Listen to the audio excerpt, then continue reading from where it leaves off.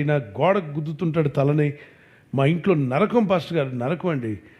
మళ్ళీ మూర్చిపోతుంటాడు. ఇతని గురించి ఇతను బాగుపడితే చాలు, నాకు ఇతని వల్ల ఏ ఉపయోగం లేదు. ఎందుకంటే బాగుంటే తాగుతాడంట, బాగాలేనప్పుడు ఇదిగో మూర్ఛ రోగం, ఈ రోగాలు.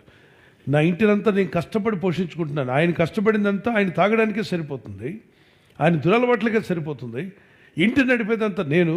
దేవుడా ఇతను బాగు చేస్తే చాలని ఏడ్చాను, కానీ మీరు బాగు చేశారండి అంటే నేను బాగు చేయలేదమ్మా. నేను కంటిన్యూగా ప్రార్థనలో ఉండొచ్చాను. ఆయన సన్నిధి మీ భర్తను మార్చింది. దేవుని స్తోత్రం కలిగింది కాక. ఇప్పుడు నేను ఆ చైర్లో కూర్చున్నాను, కానీ ఆ చైర్లో కూర్చున్నప్పుడు నేను ఏమైనా ప్రార్థన చేశానా? చేయలేదు. నా హెయిర్ కట్ చేసుకొని మీటింగ్ వెళ్ళడానికి నేను వెళ్ళాను. నా పక్కన తోటి సేవకుడేమో చిన్న పని మీద బయటికి వెళ్ళాడు. నేను నిద్రలో కూడా ఉన్నాను. కానీ ఆ evil spirits can sense the presence of God that is in you. దురాత్మలకు తెలుసు నీలో దేవుని సన్నిధి ఉందా లేదా అని అవి గుర్తిస్తాయి. దేవుని సన్నిధి గుర్తిస్తాయి, దురాత్మలు గుర్తిస్తాయి. నీకు గుర్తురాదు, నీకు వైరులాగే కనిపిస్తావు, మనిషిలాగే ఉండొచ్చు, కానీ సన్నిధి మోసుకు వెళ్తే అపవిత్రాత్మలు గుర్తించాయి. అపోస్తలుల కార్యం 19వ అధ్యాయం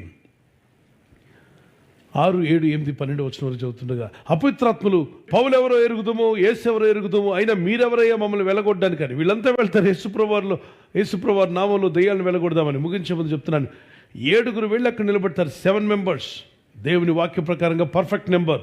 మేము దెయ్యాలను వెళ్ళగొడతాము అని చెప్పన్నారు. యాజకుని కుమారులట. పౌలు వెళ్ళగొడుతున్నాడు, పేతురు గారు వెళ్ళగొడుతున్నాడు, మేము కూడా ఏం చేస్తాం? వెళ్ళగొడతామని వెళ్ళారు. దెయ్యం పట్టిన వాడు అంటామని కాదు, నీకు చదువు